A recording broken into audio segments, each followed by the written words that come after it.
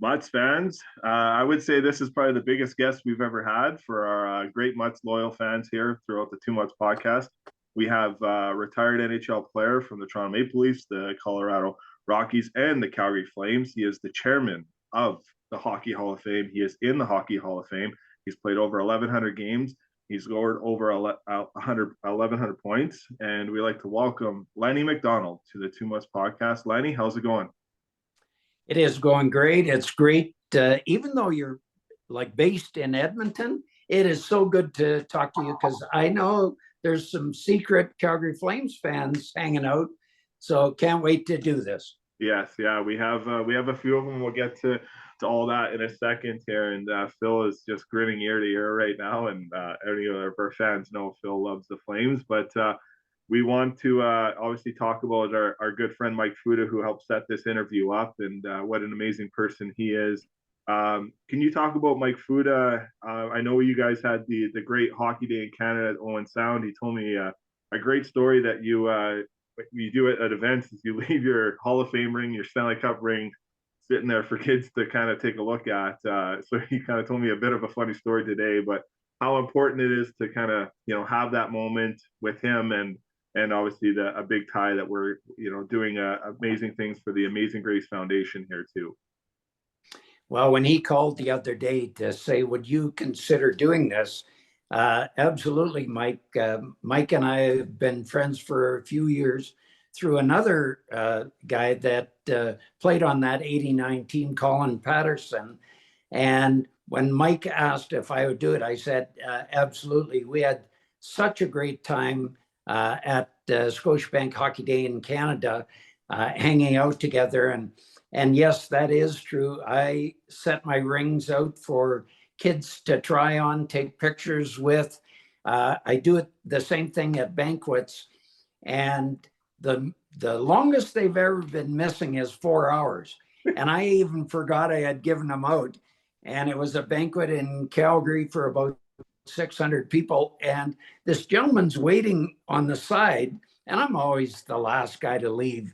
And I said, can I help you, sir? And he said, well, you might want these back. And it was my rings, and I had totally forgotten that I had handed them out. So yeah, I definitely took that gentleman to the bar and bought him a beer, for God's sakes. Nice. Well, that's awesome. And yeah, with Mike always being a part of our podcast, we've always donated to the Amazing Grace Foundation. I know that that means a lot to him, and the story is very heartbreaking, but what the cause kind of does and the money that it goes to and helping others is very special. I don't know if you want to kind of talk about that a little bit before we kind of dive into your career here and whatnot. Absolutely. We look at it. You pay it forward, you pass it on. Mike's done an unbelievable job, and especially with the Amazing Grace Foundation. He sent me pictures of her and the team in Los Angeles, and talk about a heartbreaking moment looking at the pictures, but at the same time knowing that people like Mike are trying to help make a difference for so many different people down the road. And I think that's all of our responsibility. And you feel so much better, not only about yourself, but being involved in, and there are so many people less fortunate than ourselves. Yes, very well said. And that is true. And one of the cool foundations we'll get to at the end, but I'll leave that as a little tease, and something that's going to be near and dear to your heart here in August, and that's in Red Deer at the Child Advocacy Center, the Battle of Alberta, and how the Flames Foundation and the alumni help out on that. But I'll toss the puck over to Clay Vanderham here. Vandy, there you go, buddy. Take it away. Well, can I call you Uncle Lanny? Oh, come on. Like how long have you been holding that one in? A long time, because you remind me of just, you're the typical Alberta boy making it and just doing so well, and every time I see you talk, and your personality comes out whenever you speak. So First and foremost, I want to congratulate you and your wife Ardell. 48 years. 48 years today. Congratulations. Well, thank you. Pretty cool. Yes. Yeah, I mean that and it's I mean forget everything else, but let's. I like to go back. I'm a minor hockey coach. I grew up coaching minor hockey. I coach my two boys now, and where did it all begin? Where did it begin for Lanny? My dad had this love of sport and love of hockey, and he instilled a love of any sport into all four of us kids. And I was really lucky. I had a brother that was 4 years older, and he always let me play with his friends, and especially at school. And he had two rules: if you can't keep up, you're out of the game. You're out of the game. And if you whine about anything, you're out of the game. So it was probably the best thing, because I was playing with older kids all the time. And that actually helped me, not only from a skating standpoint, but when the big boys run over you at center ice, like, you dust yourself off, you get back in the play. You don't, especially whine on the sidelines, or I knew I was done for. Yeah. Now, did I know Dad was probably busy, but did he have any influence other than coaching wise, or were there any coaches that had influence on you growing up? Or oh yeah, Dad taught us all how to play the game. He was a stay-at-home defenseman with the Hand Hill Bronx. They played in the number 9 Highway League. And wow, it was so cool to be able to watch him not only play the game. He was captain of the team, and you could see the love affair he had with sport. He curled, he played baseball, and he took over the family farm when he was 15 years old, because his dad sadly died of a heart attack on the farm, and he was the oldest boy, and had a grade 8 education. But that old boy was brilliant. He had farm smarts and street smarts like you would not believe. And he did everything that happened in the community. He was right in there, pitching in when other people needed help. And that helped kind of pave the way and build a foundation for everything that I was doing later in life. So where you started in? Did you grow up in Hannah, or was it Craigmile? It was actually neither. It was Neither. 11 miles straight south of Craigmile, 22 miles from Hannah. And when I started playing hockey at 7.5 years old, Dad or Mom would drive me in. Most of the time we were late because we were doing chores or milking cows or whatever. And I'd get dressed in the car on the way to practice. And lots of times I was late for practice, and Dad would dump me over the boards, and away I'd go. And loved every second of it. Couldn't get enough of it. And I had a coach for 7 straight years by the name of Ron Howery. And Ron, every time we would move up, buddy George McRae, his dad owned the newspaper, and George was a great player. And we ended up going to for a tryout with the Lethbridge Sugar Kings, and both of us made the team.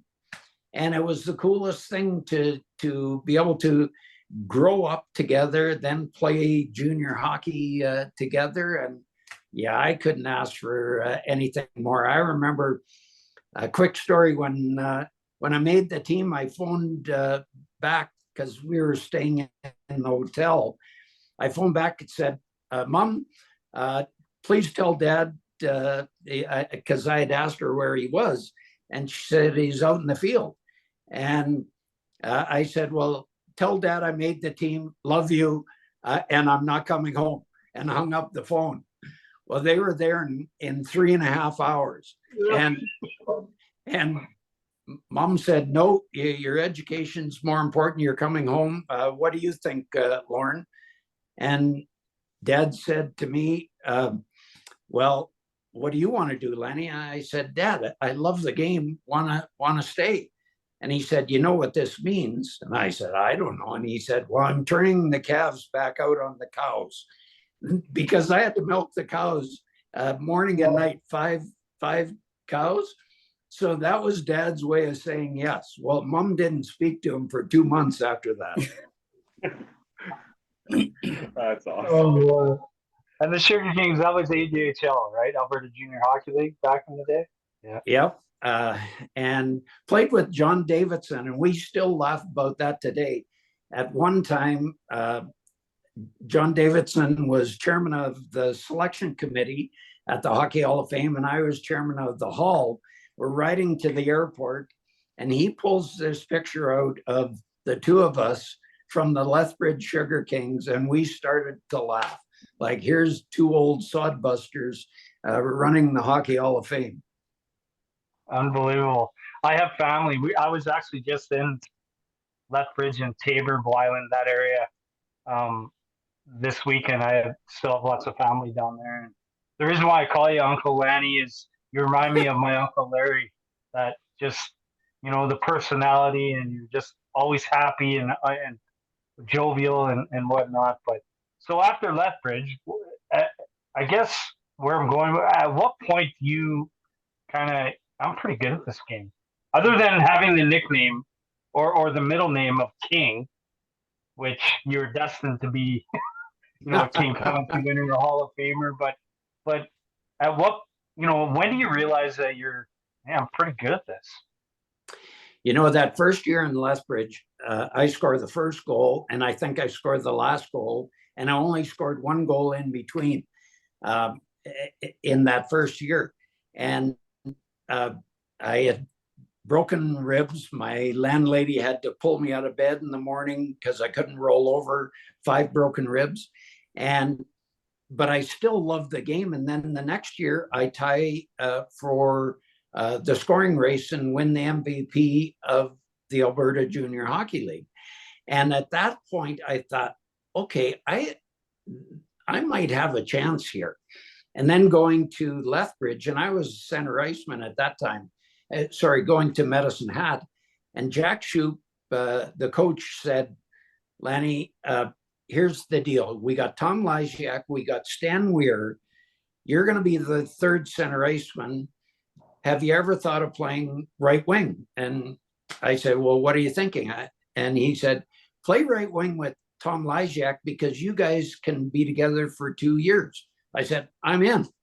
And that was the best thing that ever happened. And I hated people when you took the face-offs and they wrecked my new tape job, and I had to go back to the bench and retape my stick all the time. Yeah.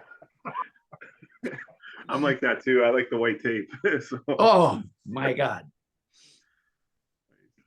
And so we've got young listeners. My kids listen. Trevor, another co-host of ours, their kids are 14, 15 years old. So you didn't have billets? How old were you when you were in Lethbridge, Medicine Hat? Did you have billets or? Yep, had billets. I was 15 years old, stayed with the Saban family in Lethbridge. They had one son, Doug. He was 15. The dad worked at the Pilsner Brewery, and every Friday would come home with a case of beer. And if we played well, maybe I shouldn't be saying this, if you played well, maybe you could have a half a beer on Friday night. That was our reward for working hard in school. And it was so much fun growing up that way, loving the game and having people that treated you like their own son. And then to be drafted by Calgary, they held my rights. But a guy by the name of John Sinkpeel was drafted to Medicine Hat, and they wanted to keep him in the Calgary organization, and they could either take one player, not John Davidson, off of the Lethbridge team, or anyone else. And I was that anyone else. And, you know, things happen for a reason. You end up going to Medicine Hat, the Tom Lysiak thing, the Jack Shoup, who was a great coach for me. And you end up finding a way to make it all the way to Toronto, the team I dreamed of playing for. Absolutely. Wow. It's just incredible. And then, I mean, staying in those small communities helps as well. You still get that at-home feeling. You're not in the big city or anything like that. No, I think it was great. And there was such a great fan base, both in Lethbridge and in Medicine Hat, the Medicine Hat Tigers, and how much fun was that? And at that time, it was a new arena, and they had the double seats, and sometimes you didn't even sit with your own wife because she was one seat over, depending on how the seats were arranged. It was hilarious, but it was so much fun.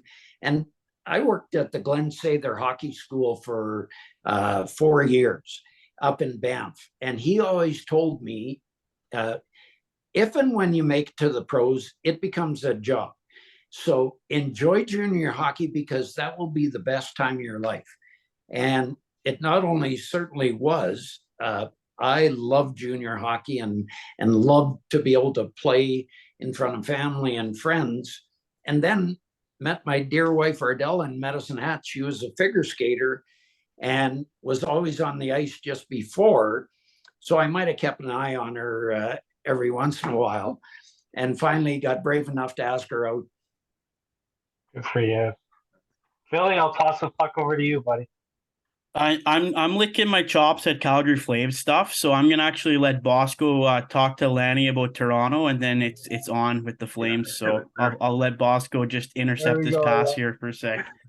Love it. I'm gonna pick you off at the point here, Phil. But talk about your time in Toronto. That's a team that's near. Like I'm a big Leaf fan and I'm a big Flame fan. So anyone that knows me knows that I cheer for both teams, and you know, amazing organizations, amazing people. And we were just talking about another amazing person in Brad Treliving taking over in Toronto. But your time in Toronto, how would you explain that, and how exciting was that for you when you made it to the NHL and all the great players you got to play with in Toronto too? It was the time of my life. My dad and I used to listen to Foster Hewitt on the radio, and you close your eyes and you thought you were in Maple Leaf Gardens. And I remember the first time being there, and a reporter, it was before training camp started, and a reporter by the name of John Iaboni asked if he could do an interview. I was sitting in a dark arena, and just the light was coming in through the entrances. And I asked him, can you just wait 10 minutes? I just want to sit here and soak this in. And he said, oh, sure. So he moved way over another section over and got up, and we became great friends because he understood how much it meant to me just to be able to sit there and try and get a great feeling for Maple Leaf Gardens, and to be able to put on that jersey. And I walk in the dressing room and it's number 7. And right away I think of Tim Horton and think, oh my gosh, like how cool is this? And yeah, I struggled for 2 years trying to find a way I knew it was inside me. I just couldn't get it out and get my confidence. And then in year 3, things just took off. Surprise, surprise, that was the year I got married. And when you share, especially with my dear wife, Ardell, like the high points and low points, and she can either pat you on the back or kick you in the butt and get you going. Yeah. It worked out unbelievable. And then to be able to play on the same line with Daryl, and half the time Tiger Williams, and half the time Errol Thompson. And Daryl and I are still best friends today. But today we don't talk about goals and assists. We talk about kids and grandkids. Yeah, exactly. One of the things I don't think maybe we do enough here on the podcast, and and we have to do it today because it's the wedding anniversary. But how important was your wife to your career? Because when we look at hockey players, that's a big part of their career, and maybe they don't get enough recognition as possible as it is. But talk about what she's done for you throughout your career, and even after your career, with the people you help, the people you guys cared for, the people you guys love along the way in your life. Well, without family, you have nothing. Right. And we have 4 kids, 2 girls, 2 boys, 8 grandkids. We spend all of our time together. Everyone thinks we're crazy, but we love hanging out together, and we have so much fun together. And Ardell is such a huge part of that. And you're absolutely right. They don't get enough credit. And especially when you get traded in the middle of a season, they're left behind. You jump on a plane and take off, and you automatically, you'd like to think you automatically have 20 friends when you walk into the dressing room, but they're left packing up things, trying to look after the kids, and then trying to get on a plane to come and join you. And people don't realize how tough that is sometimes. But I could not have done that without this whole thing without her. All of our kids understand Special Olympics, Children's Hospital, Ronald McDonald House. They know how important it is to me, and it's become a part of their lives as well. That's so beautiful. It's one of the things I always hear about you is the heart you have for others, and that heart that opens up to many other people, and so much they can learn from a great person like you, your wife, your kids. I'm kind of speechless. Like it's amazing to have you on, and this is episode 200 for us. I don't think we ever thought it. Hey, it's your anniversary. It is our anniversary too. Yeah. So yeah, it's kind of just all pretty coincides together. And I'm a believer of faith, and I think God makes magic work a lot. And it's kind of a cool little thing that God was able to give us an awesome opportunity to interview you. And another good question before I toss it over to Phil that I'd like to know is it's kind of a 2-part. Who was your mentor in Toronto, and who did you mentor along the way in Toronto as well before you went out to Colorado and then further with the Calgary Flames? So the guy that really helped me was Ronnie Ellis, who was a right winger, and he took me under his wing right away. And I said, Ronnie, if at some point I'm gonna end up taking your job. And he said, no, that's good. That's what we do. You need to do the same thing that I'm trying to help you with later in your career. And he was absolutely right. And Daryl Sittler was the other guy that we spent all of our time together. Ardell and Wendy, his wife, were best friends back then. And it's so much fun when you have close friends and especially teammates that you can rely on, and maybe get your head out of your butt. Come on, we got some work to do here. Let's roll up our sleeves and get it done. And he was one of those guys that wasn't afraid to tell teammates, hey, listen, this is the way it is. This is what we got to do. And I love playing with a guy. A very funny story. I get a call from his daughter the other day, and I hope Freddie's not listening to this, but Freddie, Daryl's grandson, has been and they live in Toronto, has been a fun and big fan of this old guy. And we go to visit him when we're in Toronto. And all he wanted for his birthday coming up in 10 days is a Lanny McDonald jersey, not a Daryl Sittler jersey. So I can't wait for the birthday, and Daryl opens it up, or Freddie opens it up, and Daryl's there, and it's going to be a Lanny jersey, not a Daryl jersey. Yes, I got him. Yeah.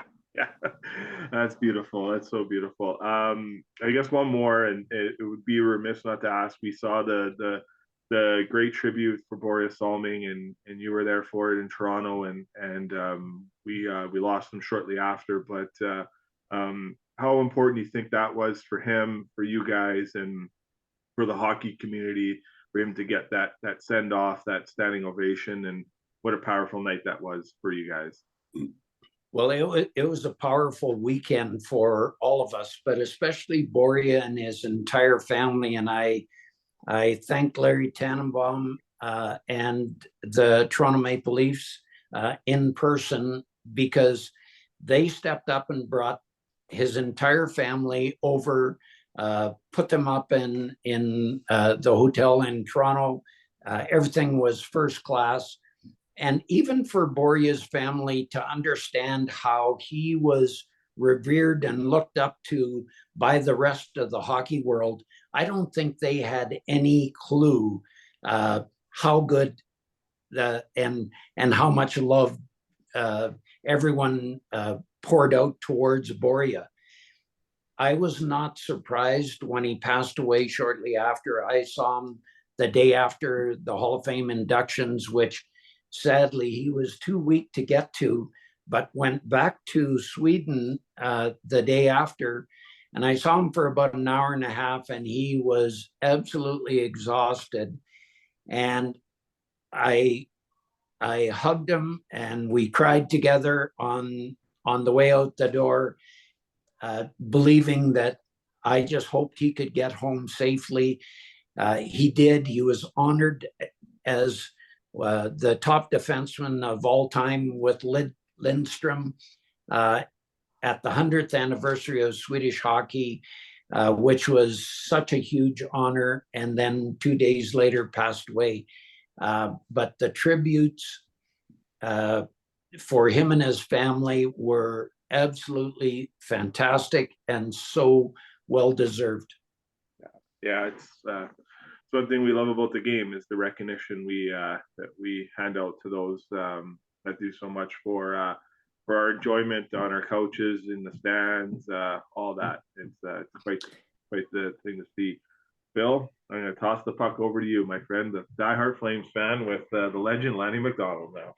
Well, first of all, hearing you were coming on, I pay homage to you. I shaved a little mustache here. Oh, So I want your honest assessment. What do you think of it? The first mustache I've ever had in my life, and just for you today. no, can you go a little more into the light? I can't quite. Oh, there.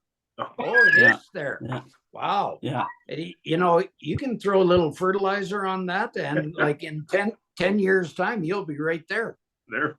All right. I just needed some advice from you. So we'll definitely do that. And just another quick thing to speak to your character, Lanny. I was fortunate enough, I got to meet you with my two little boys and my wife in St. Albert at Kraft Hockeyville. And Yep. the lineup behind us was huge. And that was just an afterthought to you. I just really appreciated the time you spent with us.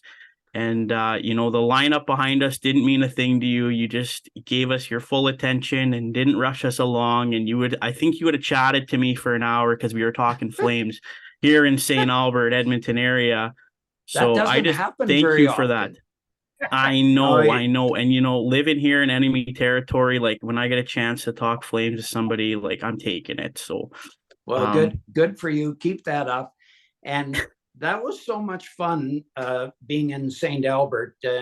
What a great event and great time for hockey fans.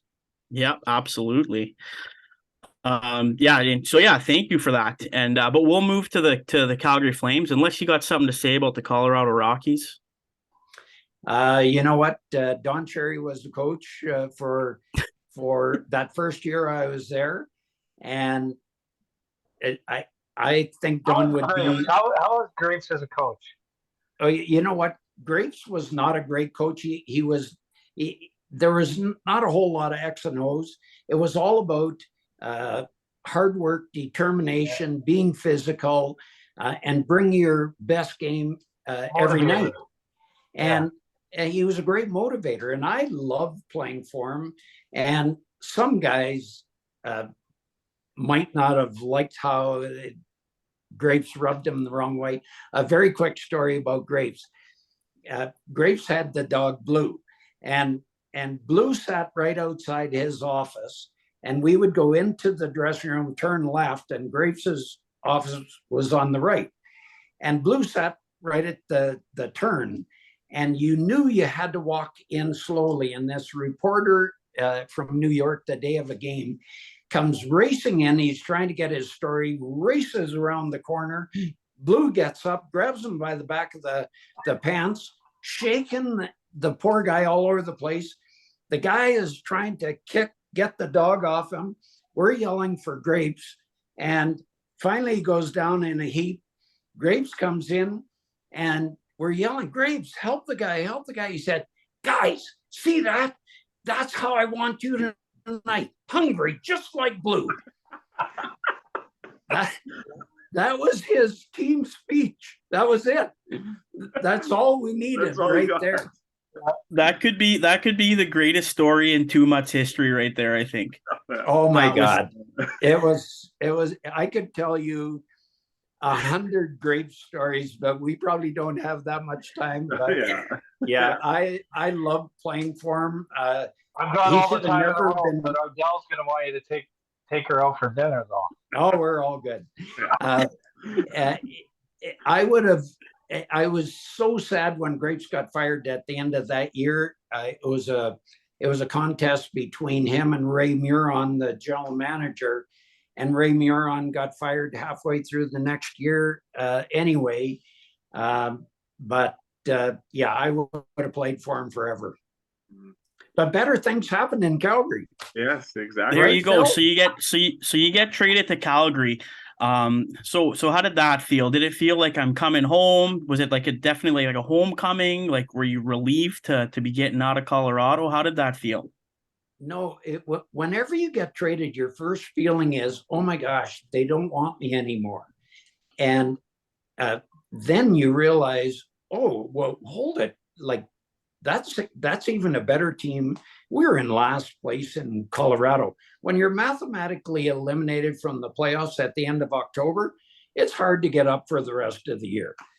And I remember people like Rob Ramage and Joel Quenville and Steve Tambellini grabbed me when I got traded and said, Lanny, get on the plane. Like, we had just landed in Winnipeg when I got told I was going back to Calgary.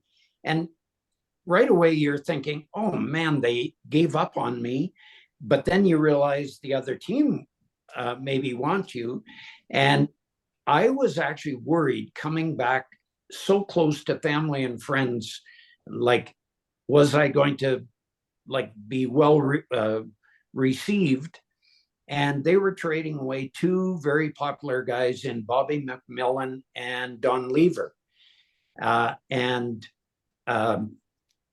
The way that it worked out, coming to Calgary and eventually becoming captain and finding a way to, first of all, beat the Oilers, and secondly, lose to Montreal and thinking you're going right back the next year, and it takes you 3 more years to get back. And thank goodness we finally won it against that same Montreal team 3 years later. Yeah, and just looking at your stats, like when you got to Calgary, like in 82-83, like 66 goals. Like, what happened that season?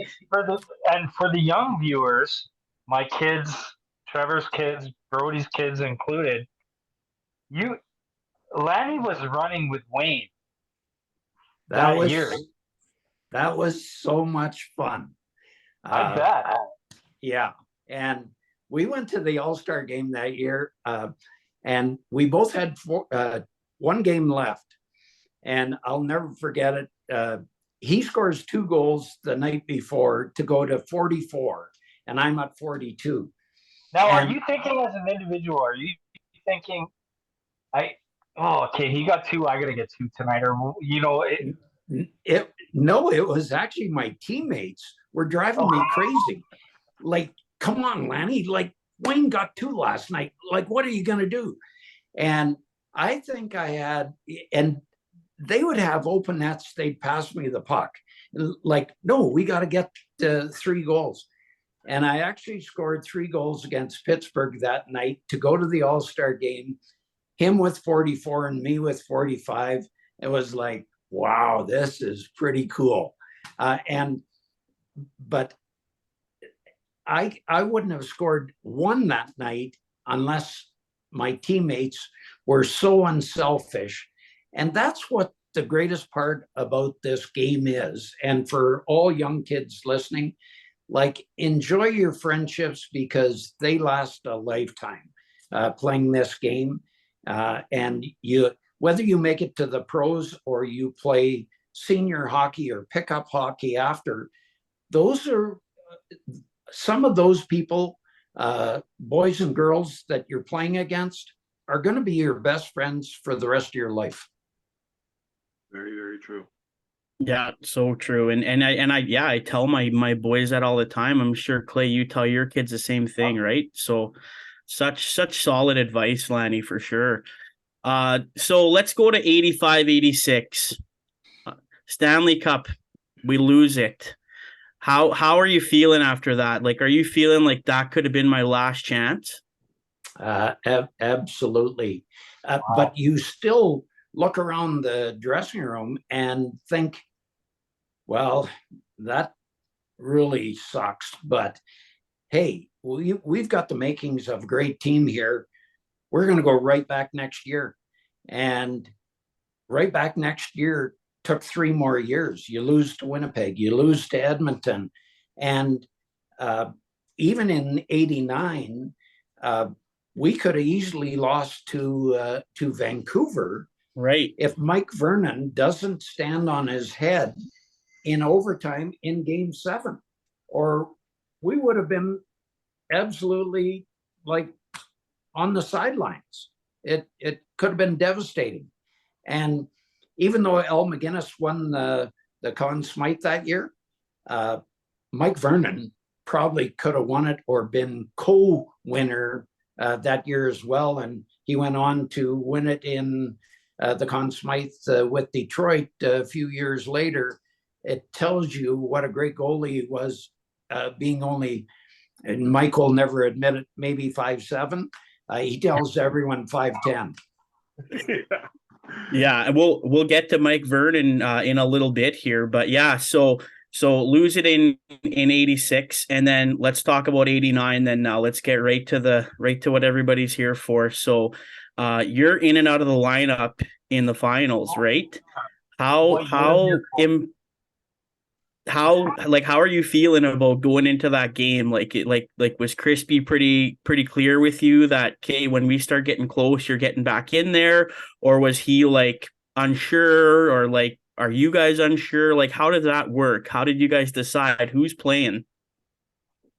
We had extra guys. There was probably 5 different players in and out of the lineup. Yuri Herdina, Tim Hunter, Jim Poplinski, I think Mark Hunter sat out a couple of games, and obviously myself. You don't find out till after warm up. Am I going? Am I not? And you're obviously devastated that you're not in the lineup because you always believe you can make a difference. And it's interesting in hockey when you first start, you're fighting for ice time. Then in the middle, you become a star, or you'd like to think you are a star. And then at the end, you're back fighting for ice time. And it's a part of sport that sometimes is much harder for other people. I still believed I could contribute when they told me the news in Game 6 that I was playing because I didn't play Game 3, 4, or 5. And at that time, I had no idea who else was either in the lineup or out of the lineup. And that's why it was so important after the game, when the Stanley Cup was handed to me, that the other two assistants, Jim Poplinski and Timmy Hunter, were back on the ice, and I called them to accept the cup with me. And I'm sure they would have done the same thing if I was the guy on the sidelines. And to be able to play in that game, Game 6, we didn't want to go to Game 7 because we knew Patrick Roy was there, and Mike Vernon at that point had probably outplayed Patrick. And we go into Game 6. It's a close game. It's 1-1, and I take a dumb penalty. I missed a scoring chance and try and get the puck back, hook Bobby Smith along the boards. I'm in the penalty box, being a good Catholic boy, saying 400 Hail Marys, praying they don't score. Come out of the penalty box, and Jamie McCowan still accuses me it should have been his goal because I jumped in front of him on the rush.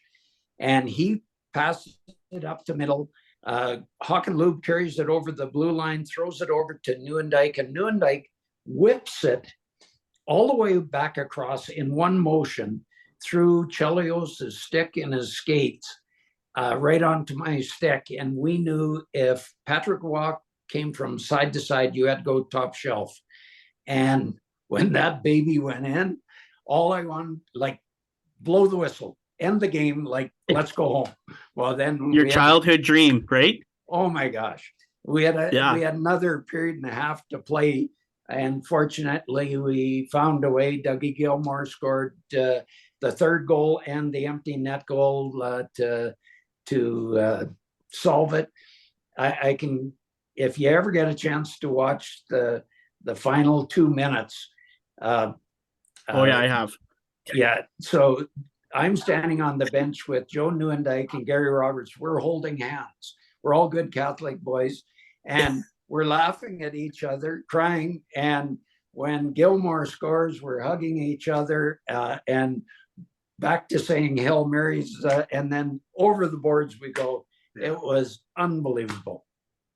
Yeah, and we were fortunate. We had Dougie Gilmore on this year too, and I asked him. I says, when you put that empty netter in, did you know it was over? And he said no. He said the weird thing was he said Montreal never pulled their goalie. So it was crazy.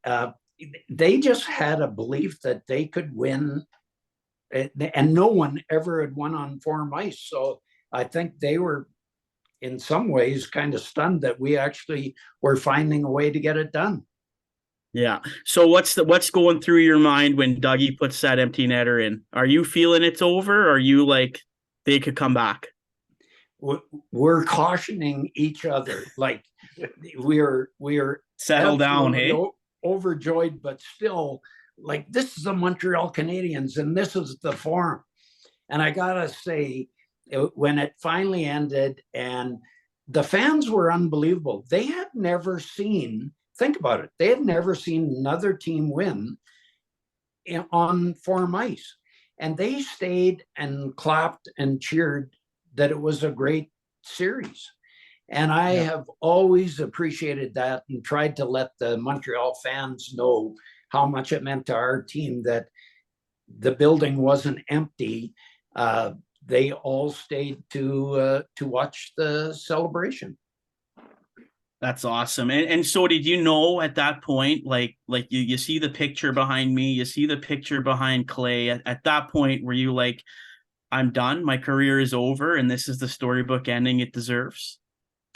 You know, I always believed that Jean Beliveau, in, I think it was 71 when he retired and they won the cup, that he could have played 3 or 4 more years. And I thought, wow, what a way to go.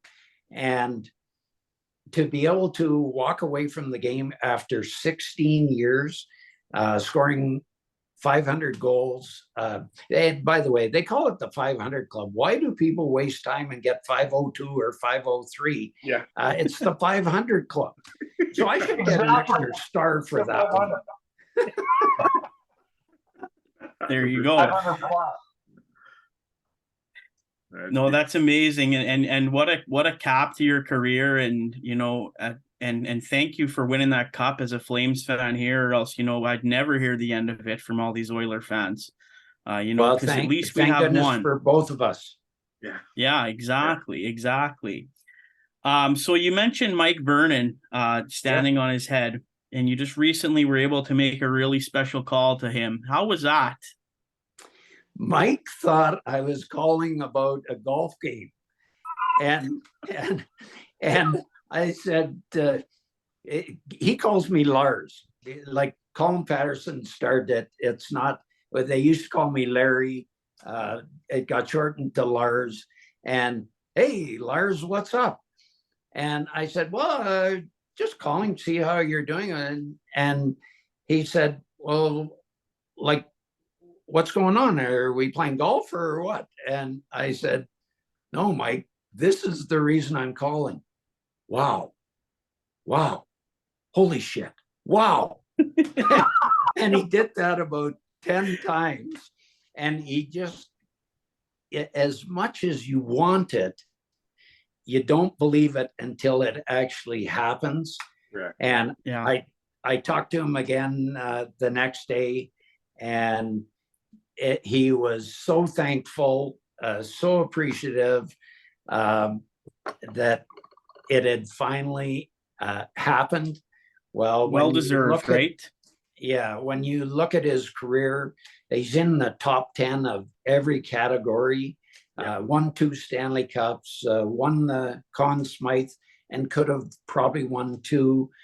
So richly deserved to be one of the newest members in the Hockey Hall of Fame. Such a great story. I just want to quickly talk to you about the current state of the Calgary Flames too.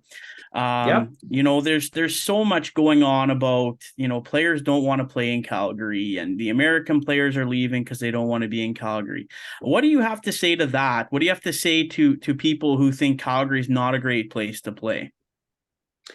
Well, I have to go all the way back to 89, and to have in our alumni 154 NHL players either live in the city or just outside, and 9 guys from the Stanley Cup team live in the city.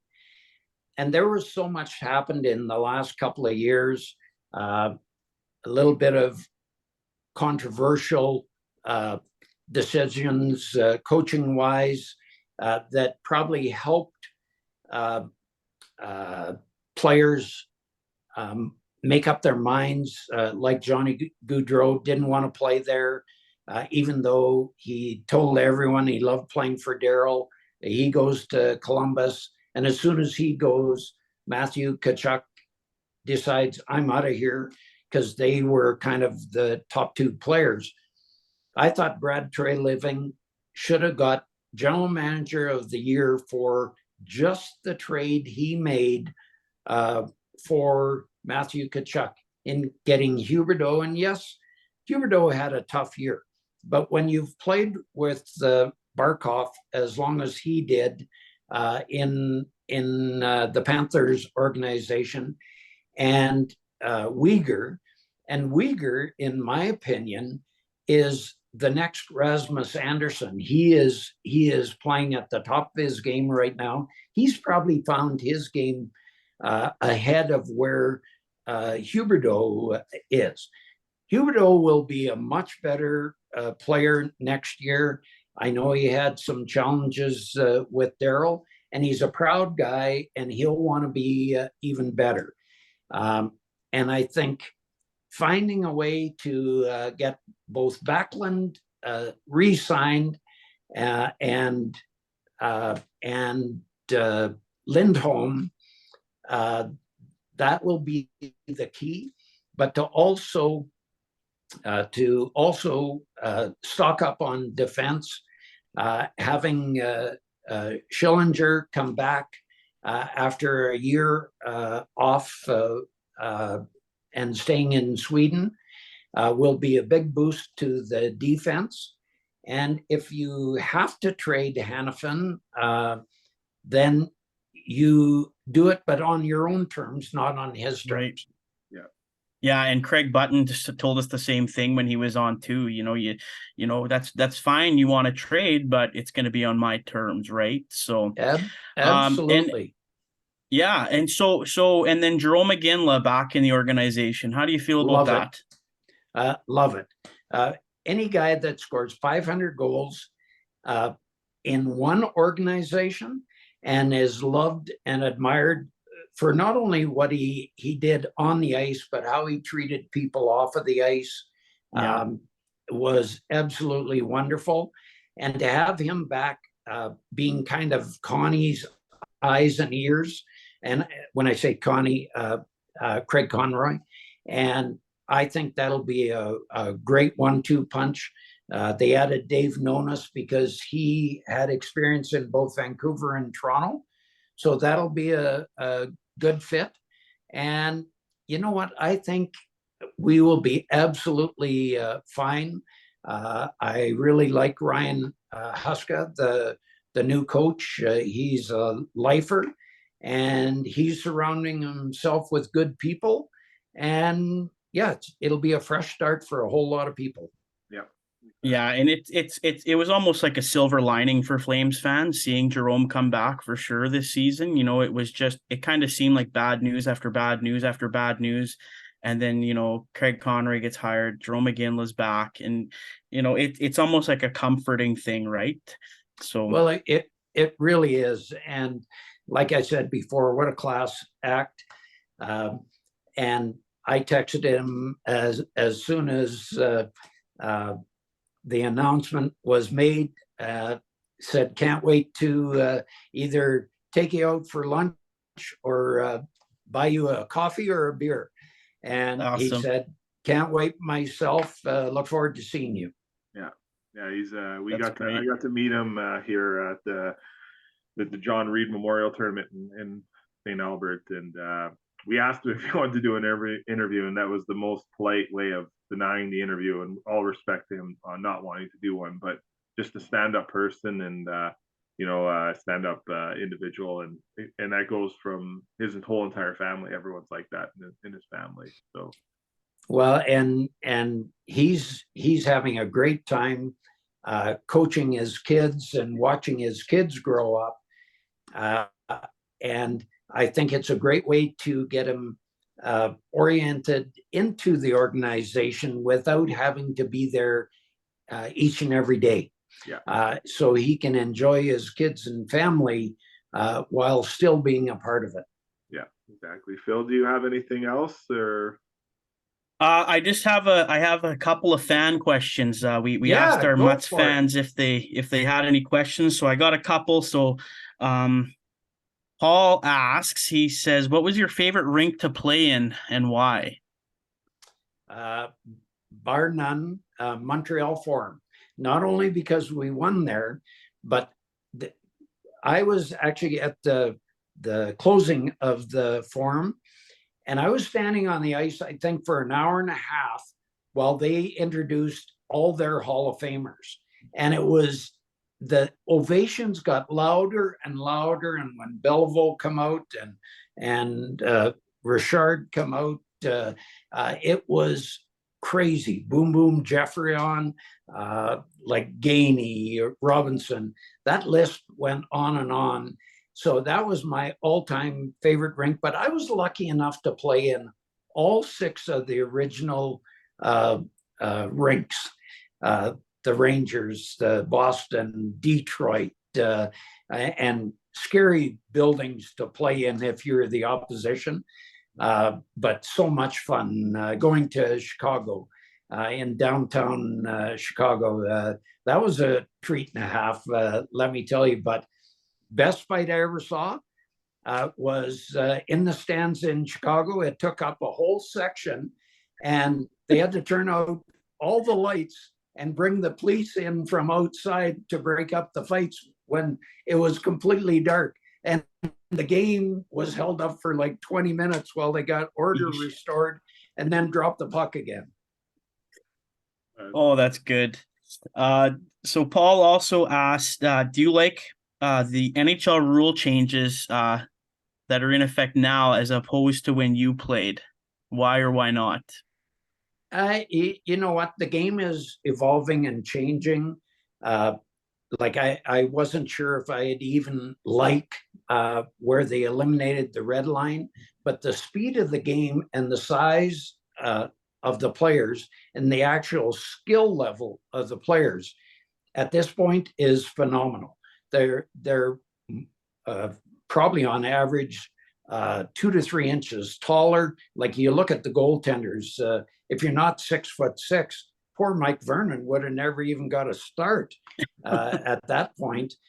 But goaltenders are absolutely massive. Defense and the forward skill level. You in the old days, my days, you had 4 or 5 guys that could really shoot the puck.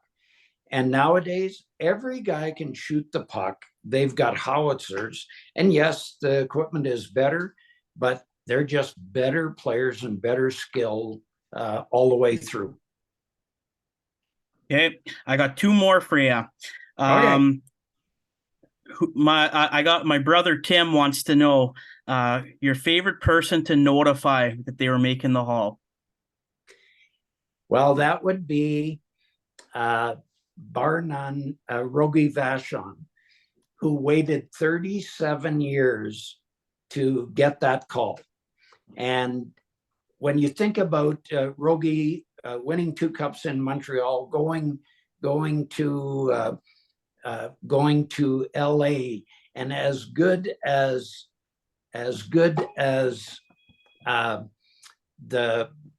the big line of Marcel Dion, Dave Taylor, and Charlie Simmer were, it was really Rogie that really established being there in the LA area. And that's the biggest reason why San Jose and Anaheim are now in the league.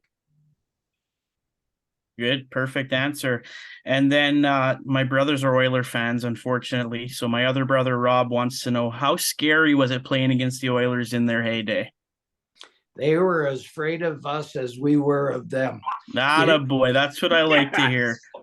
You know, the funniest part was you could walk into the building in the old Coliseum in Edmonton, and you would walk by each other, would not even look at each other, like didn't even make eye contact. And even after the game, like nothing. Sometimes you'd meet up at a charity event in the summer and you'd cordially, oh, hi, how's it going? Say hello. But other than that, there was no contact whatsoever. And nature just got that, eh? oh, it was awesome. Like, strap them on, boys, because here we go. Game on. Yeah. I love it. Nice. That's so awesome. What a great Well, question. yeah, that's it. That's it for me. I'm gonna pass the puck here over to Bosco to bring us home here for some really important stuff here. So Lenny, thanks for your time. Obviously, we went over a bit here, but just one final comment from you. Obviously, August 8th and 9th in Red Deer, the Central Alberta Child Advocacy Center golf tournament, the Battle of Alberta is back on. We had Ron on not too long ago, Ron McLean, and he's going to be the MC of the event. With COVID, we've lost the chance of having these, but now that things are somewhat back to normal, and we're having the opportunity to have these events again. And I know that you've been a part of them in the past, but can you speak of what that golf tournament means? And you touched about the Flames alumni earlier, and how awesome it is, and the event, because the Central Alberta Child Advocacy Center is very near and dear to our hearts here at the 2 Months Podcast, as we help out with donations with them, and we love what they do, and it's important to have something like that in our community. And as Brent Sutter said earlier, it's unfortunate that we have that in our community, but it's important that we do for the need that the support that the kids need. But your thoughts on the tournament? Well, the tournament and the organizers are absolutely phenomenal. It's so much fun now that our playing days are over to come together as teammates, a different kind of teammates, trying to make a difference in other people's lives. And Curtis Glencross, who is a big part of Red Deer and the Child Advocacy Center, as well as Sheldon Kennedy in Calgary, have done such great work in getting the word out there, trying to not only be responsible, but encourage other people to get into the game, get off the sidelines into the game, and get the building finished. And because the need is so great and so important, and to be able to do that, and Red Deer is so special. We kid each other all the time. Do you live on the north side of the river or the south side? And then you got Phil, who lives all the way up in Edmonton, and he even braves the storm and wears Flames gear. 100%. Yeah, Red Deer is a very special community, and they raise a ton of money.